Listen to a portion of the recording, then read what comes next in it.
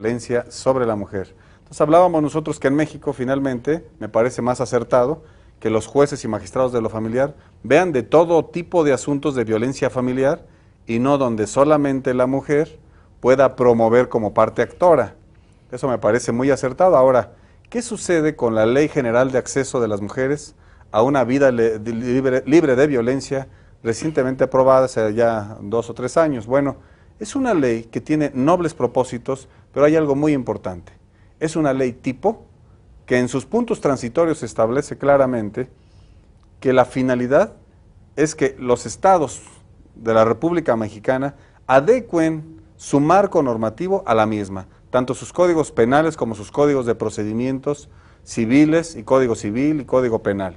Esa es la finalidad esencial. Hoy en día se han creado muchas disposiciones de esa naturaleza, tenemos muchos ordenamientos, tenemos el reglamento respectivo, pero yo creo que independientemente de la creación de esta ley tipo, sí es muy importante que nuestros códigos adecuen el marco normativo para que existan procedimientos sencillos, ágiles y eficaces, algo que todavía desafortunadamente no tenemos. Creo que va muy lenta la impartición de justicia en relación con la ley para poder erradicar y sancionar la violencia familiar. Por ejemplo, tenemos estados como Yucatán y Baja California que todavía no regulan en su código civil, en su código penal, la posibilidad de que el sujeto generador de violencia familiar sea excluido del domicilio familiar.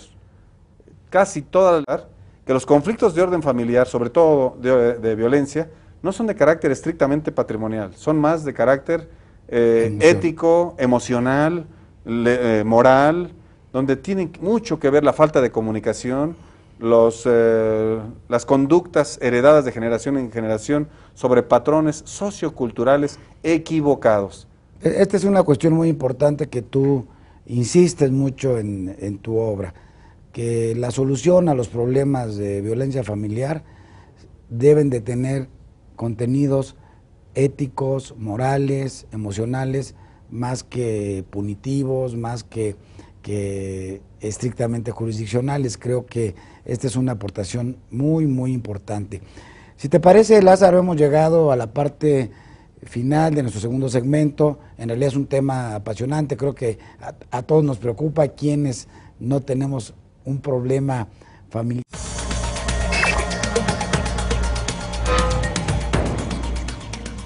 Bien, pues seguimos platicando con el magistrado Lázaro Tenorio sobre la violencia familiar en México. Magistrado, platícanos, hablas tú de que desde el punto de vista jurisdiccional, pues hay varios problemas, tecnicismos. ¿Cuáles serían las herramientas, las medidas que tienen ustedes, los juzgadores en la materia familiar, para combatir, erradicar o bajar este tipo de problemas con los que se enfrenta pues, el ciudadano que va a reclamar justicia familiar a los tribunales? Efectivamente, bueno, salvo excepciones como en el caso del divorcio por violencia familiar, donde la Corte exige circunstancias de modo, tiempo y lugar. Que ya se exceptuó ya lo platicamos. En el Distrito Federal ya está exceptuado. Efectivamente, ya está exceptuado en el Distrito Federal. El juez tiene amplias atribuciones para decretar todas aquellas medidas que tiendan a salvaguardar a los miembros del núcleo familiar. Esas medidas son esencialmente suplir la deficiencia de los conceptos jurídicos de las partes en su demanda, sobre todo cuando hay menores e incapaces. Aún cuando no se mencionan estas circunstancias de modo, tiempo y lugar, el juez debe allegarse de la información necesaria y de las pruebas necesarias para salvaguardar sus intereses. Eso es fundamental. Entre estas medidas, ¿cuáles existen? Número 1, casi todos los estados de la República ya lo contemplan, pero los jueces muchas veces, como que nos ha faltado un poco de carácter para ejercer en plenitud esta disposición, separar al sujeto generador de violencia familiar. Esto es importantísimo. Y para las personas... Tú comentabas hace un momento, y esto es muy importante porque a veces llega un abogado patrocinando, un abogado litigante, patrocinando a una mujer que es vejada, que es maltratada en su casa, y llega uno con el juez a pedirle ordene la separación de personas y no del domicilio, cuando menos de la habitación, porque esto ya también se puede hoy en día, según entiendo.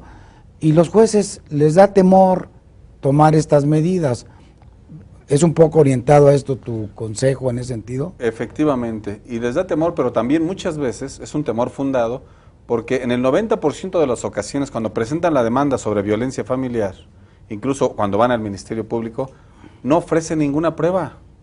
O sea, solamente existen declaraciones unilaterales, o sea, declaraciones que la señora comenta, me ha golpeado o me golpeó, etcétera, pero no ofrece ninguna prueba. Y el padre sorprendido les pregunta cómo le hicieron, ¿no?